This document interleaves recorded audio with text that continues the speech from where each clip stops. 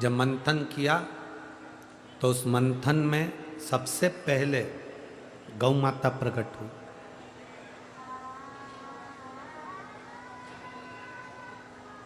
उस मंथन में सबसे पहले गौ माता निकली।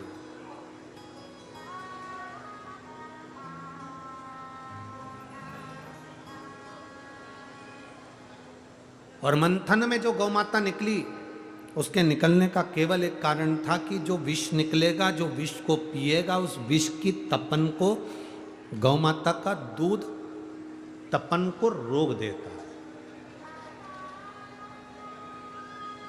आज थोड़ा ध्यान से सुनना।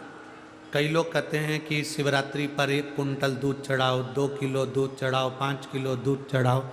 शिव महापुराण में किसी भी स्थान पर ऐसा नहीं लिखा कि आप शंकर भगवान को 5 किलो दूध चढ़ाओगे तो शंकर जी प्रसन्न हो। मेरी जीजियों, मेरे जीजाओं, मेरी बेटियों, बेटाओं, मेरी माताओं, मेरे भाई, स्मरण करिएगा, पूरी शिव महापुराण में 24,000 श्लोक में कहीं पर नहीं लिखा कि तुम 5 किलो दूध चढ़ाओगे तो शंकर जी प्रसन्न होंगे, 10 किलो दूध चढ़ाओगे तो प्रसन्न होंगे। इतना जरूर लिखा है, शंकर भगवान ने विष पिया था और विष की तपन को शांत करने के लिए गाय का दूध शंकर जब भगवान पर चढ़ाया गया था, जिससे गौ माता के दूध से विष की तपन कम हो जाए। विष की तपन कम हो जाए, उसके लिए दूध समर्पित कर।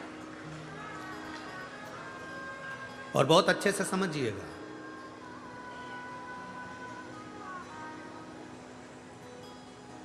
देसी गाय, भारतीय गाय का अगर छोटी वाली चम्मच से आधी चम्मच भी दूध तुमको मिल जाए और उतना दूध भी अगर तुम शिव जी को समर्पित कर रहे हो तो भगवान के लिए तुम बहुत कुछ कर रहे हो, समझ कर। पाउडर का दूध नहीं, जर्सी का दूध नहीं, देसी गाय का अगर आधे से आधा चम्मच 2 बूंद दूध भी शिव जी को समर्पित कर कर आप जल चढ़ा रहे हो तो समझ लो कि आपने दूध से बाबा का अभिषेक कर दिया। नकली दूध लाकर भगवान का अभिषेक करते हो तो वो श्रेष्ठता नहीं, उसमें आनंद नहीं।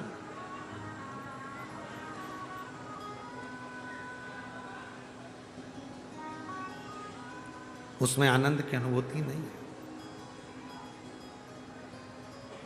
देसी गाय का आधी चम्मच दूध भी सुख देता है, आधी चम्मच। बहुत सारा भगवान को नहीं चाहिए।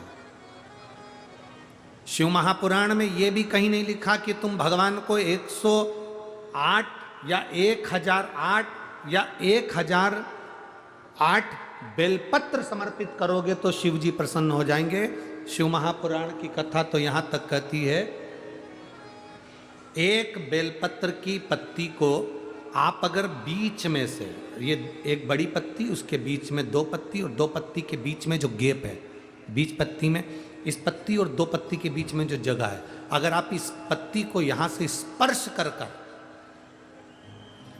इस पत्ती को यहां से स्पर्श कर कर शंकर भगवान के शिवलिंग पर अगर आप श्री शिवाय नमस्तुभ्यम कहकर, पंचाक्षर मंत्र नमः शिवाय कहकर, षडाक्षर मंत्र ओम नमः शिवाय कहकर यदि शंकर के शिवलिंग पर समर्पित करते हो तो वो 108 बेलपत्र का काम कर जाती है। पकड़ने का स्थान देखिए,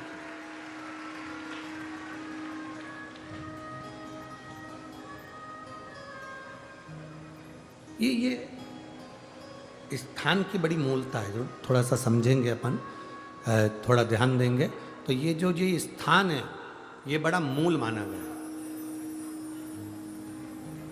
बेलपत्री की बड़ी पत्ती, नीचे की 2 पत्ती, उसके बीच में जो खाली डंडी जो दिख रही है, इसको अगर पकड़कर बेलपत्र समर्पित कर रहे हैं तो 108 बेलपत्र के बराबर हमें फल प्राप्त हो रहा, 108 बेल